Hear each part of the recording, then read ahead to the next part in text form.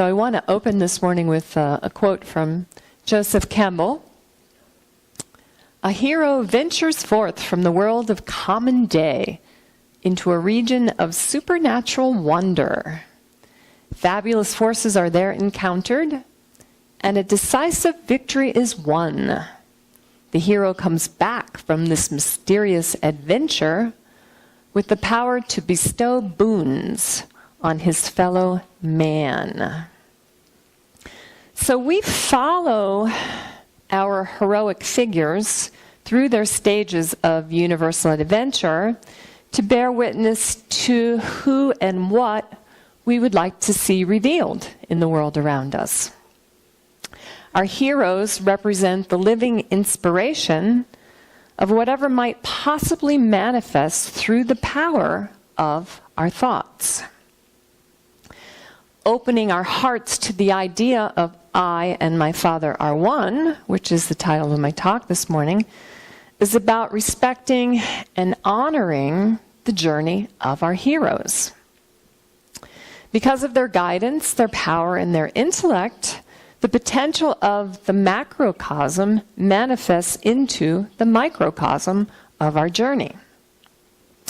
And inspiration from the deepest creative center is born within the fairy tales from our childhood, where the singleness of the human spirit in all its aspirations lives as the truth of who we are as spiritual beings.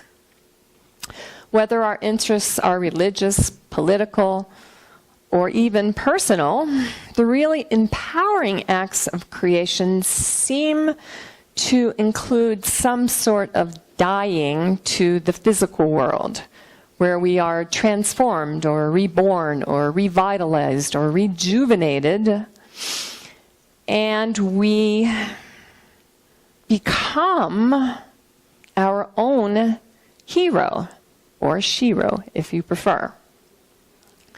Last month, we talked about the shero on Mother's Day as that divine, feminine, creative aspect of our beingness. And so this morning, I want to look at the hero, or the divine masculine aspect of our beingness. And Dr. Ernest Holmes, in the Science of Mind textbook, tells us that man is evolved from the universe as a self-conscious thinking center of living spirit. And as such, he must, in his nature and being, reproduce the universe. So our responsibility in that is the stewardship of the world around us.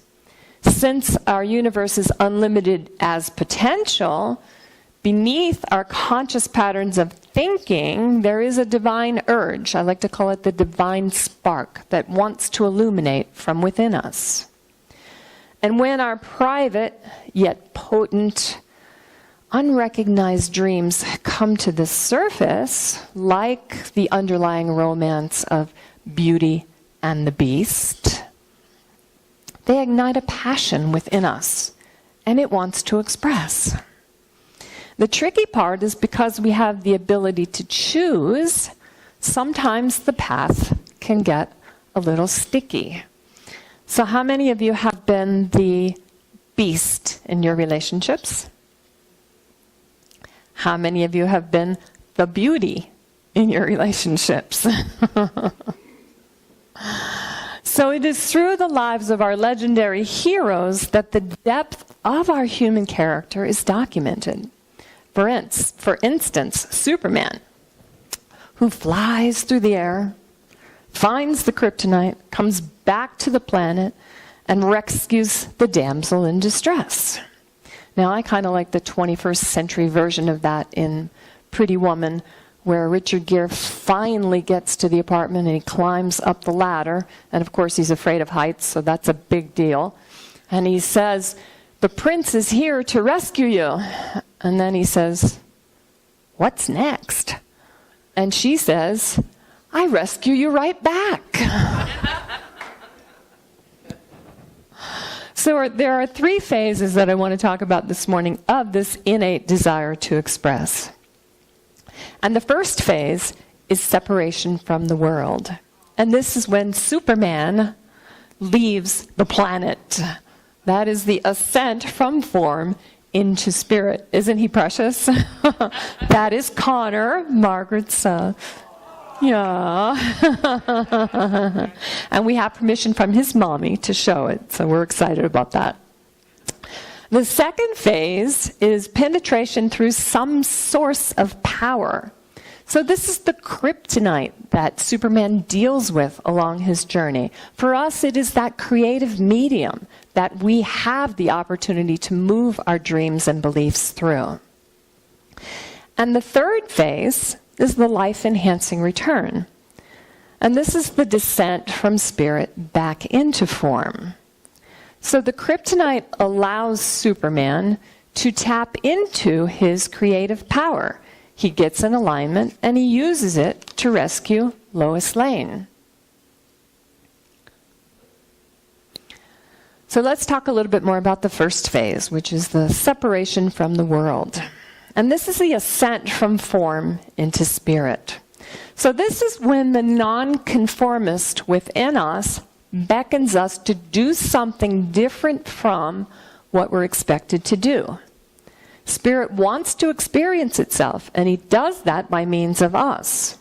So as spiritual beings having a human experience, there are, of course, mountains and mountains of material conditions for us to climb. But when we rely upon just the material world, and we start moving things around out there, in what I like to call the land of effect, the challenge is, like George Harrison sang in the opening song, if you don't know where you're going, any road will take you there. And of course, our first guide along the journey is our parents, because they love us and nurture us, and they protect us. And as children, they teach us fairy tales, things like the Tooth Fairy, Santa Claus. And at first, we believe them because they're the authority in our world. But eventually, someone tells us the truth, and then we feel betrayed. And a sense of separation from the material world begins.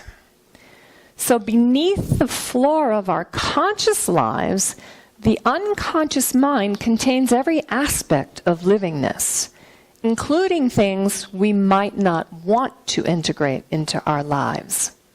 So the patterns and the logic of our fairy tales and our heroes correspond to those of our dreams as well as our nightmares.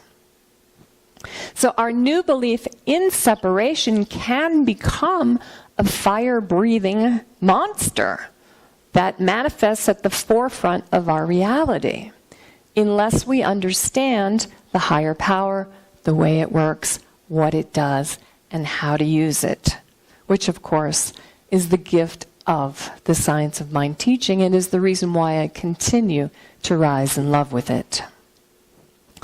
So if we're not in alignment with that, we might find ourselves rolling the dice, paying the price.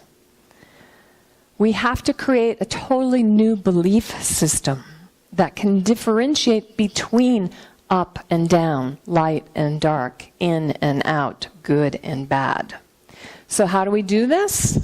We learn to access the divine masculine intellect.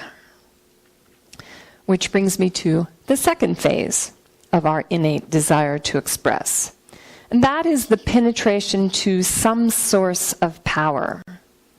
And Joseph Campbell says that the passage of the hero may be overground initially, but fundamentally it is inward, into depth, where obscure resistances are overcome and long-lost, forgotten powers are revivified to be made available for the transfiguration of the world. And some of you may remember that Superman actually loses his physical power because he's disconnected from his home planet, Kryptonite. His mind, or the divine masculine intellect, is still working. His senses are receptive to the information that's around him.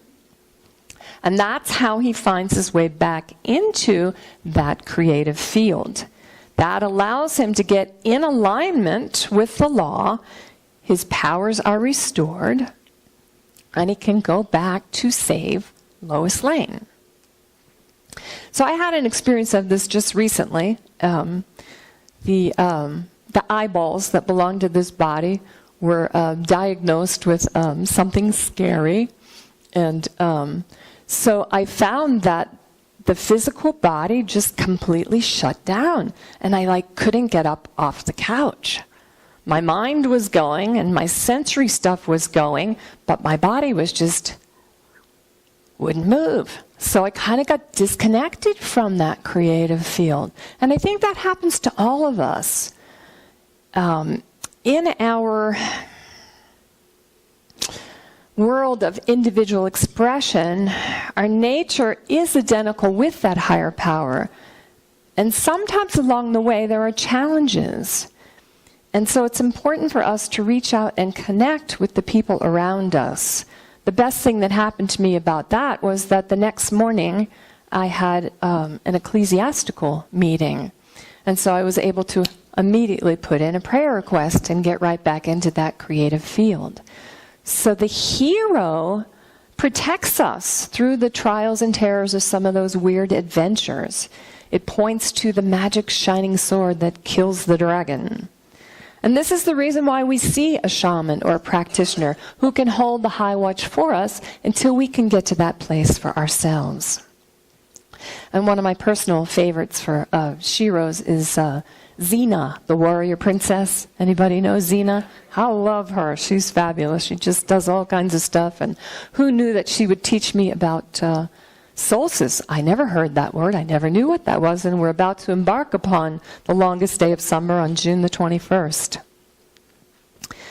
So once we understand the whole scheme of life, and we learn that it is reenacted through our spiritual journey, we can begin to move things around from within, from what I like to call the land of cause, where we create our own journey. We find our kryptonite and we access it and we charge it.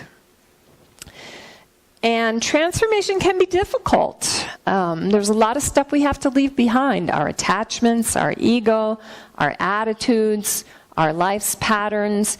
It's not unlike the rites of passage from toddler to child to teenager to adult. As a toddler, you're like Linus in the comics, pulling around that blankie.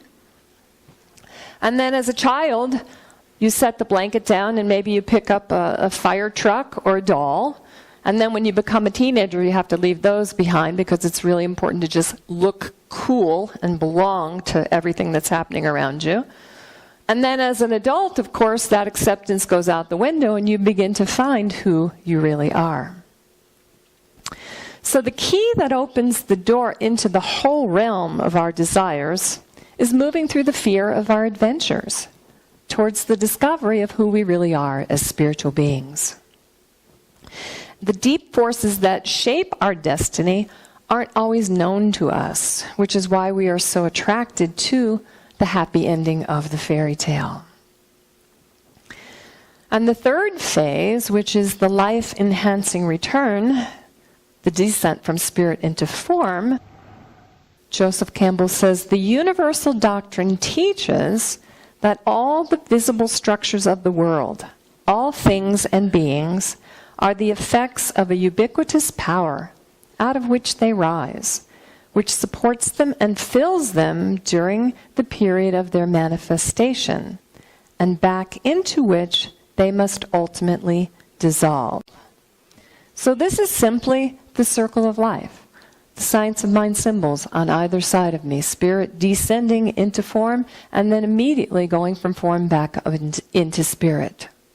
The world always remains what it is, but when we awaken to who we are as spiritual beings, the great adventure into the enchanted forest begins.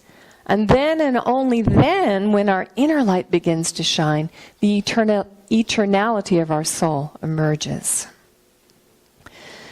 So the effect of the successful adventure of a hero is about the ability to utilize the divine masculine intellect. And I'm not referring to the distant, detached, vengeful male deity that's depicted by some of the major belief systems, but rather the enlightening and revitalizing, inspiring aspects of the power that allows us to choose our path. Our engagement with the power of our own divine masculine intellect directs the flow of our life, allows us to transcend our universal tragedies and carry the human spirit forward. So the awakening of the prince or the princess or the hero or the shiro within each of us is about the discovery of our true divine nature. It's about a life-enhancing return to who we really are. When we embody the essence of the Great Spirit and we come to the realization that I and the Father are one, then we walk our own hero or shiro's journey. So in a nutshell, I'd like to just sum it all up with a quote from my mama. My mama used to always say, God gave you a brain, use it. Thank you, and namaste.